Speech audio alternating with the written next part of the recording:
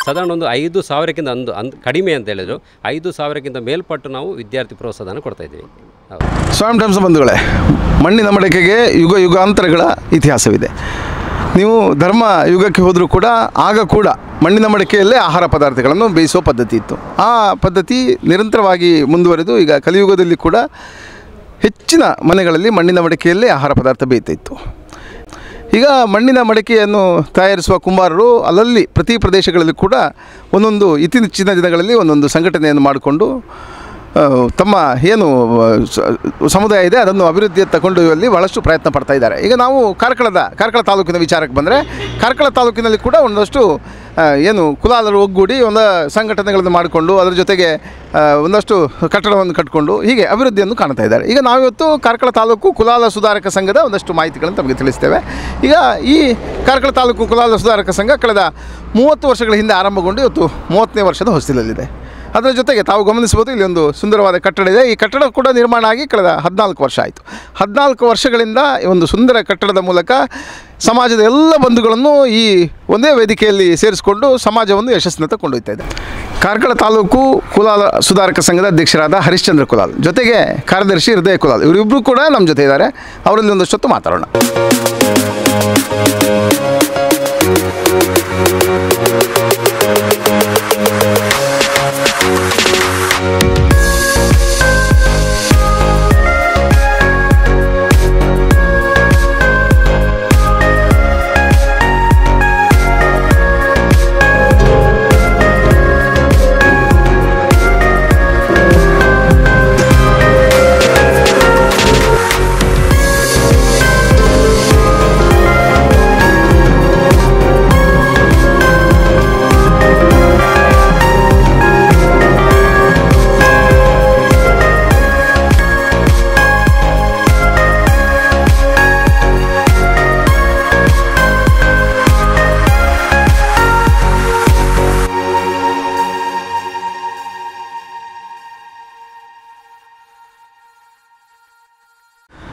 ಹರಿಶ್ಚಂದ್ರ ನಮಸ್ಕಾರ. ನಮಸ್ತೆ. ನೋಡಿ, ಈಗ ಒಂದು ಭಾಳಷ್ಟು ದೊಡ್ಡ ಸುಂದರವಾದ ಕಟ್ಟಡ, ಅದರ ಜೊತೆಗೆ ಒಂದಷ್ಟು ಮಕ್ಕಳಿಗೆ ವಿದ್ಯಾರ್ಥಿ ವೇತನ.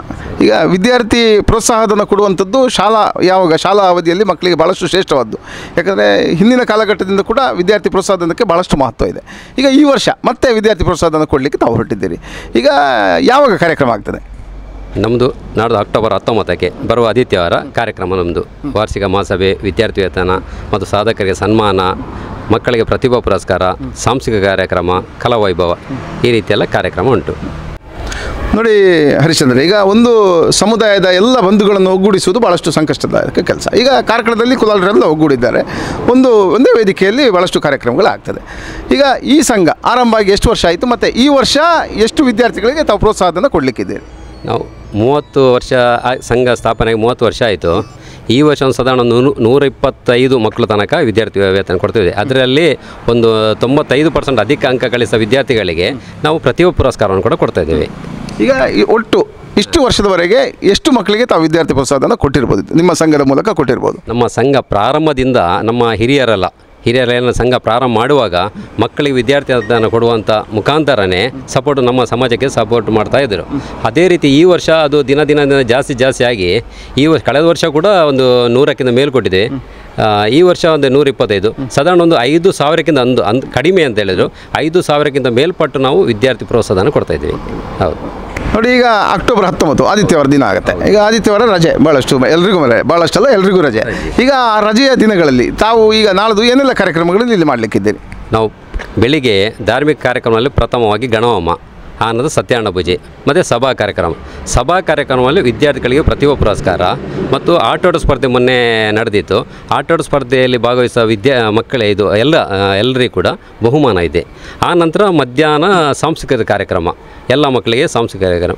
ಆ ನಂತರ ಸಂಜೆ ಸಾಂಸ್ಕೃತಿಕ ಕಲಾ ವೈಭವ, ಕುಂಬಾರ ಈ ಒಂದು ಕಾರ್ಯಕ್ರಮ ಕೂಡ ನಡೀತಾ ಇದೆ. ನಮ್ಮ ಈ ಕಾರ್ಯಕ್ರಮಕ್ಕೆ ಎಲ್ಲರೂ ಎಲ್ಲ ಸ್ವಜಾತಿ ಬಾಂಧವರು ಬರಬೇಕು. ಯಾಕಂದರೆ ಇದು ಕಾರ್ಕಳ ತಾಲೂಕು ಸಂಘ ಆಗಿರುವಾಗ ಇದು ಕಾರ್ಕಳ ತಾಲೂಕಿನವರು ಬರಬೇಕು, ಹೊರಗಡೆಯವರು ಕೂಡ ಬರಬೇಕು, ಎಲ್ಲರಿಗೂ ಕೂಡ ಬರಬೇಕಂದ್ರೆ ನಮ್ಮ ಪ್ರೀತಿ ಬರಬೇಕಾಗಿ ನಮ್ಮ ಸಂಘದ ಪರವಾಗಿ ನಾನು ವಿನಂತಿ ಮಾಡ್ತಿದ್ದೇನೆ.